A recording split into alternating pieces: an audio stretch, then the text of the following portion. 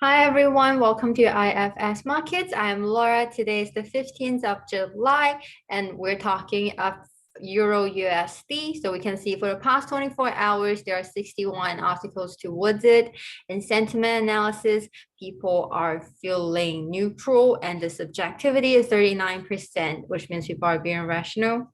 In trend analysis, we can see the professional at Trading Central are thinking that the total trend is stable. However, there is a possible of 1.57% downtrend. So on top of the chart, they're saying short-term key resistance at 1.1985.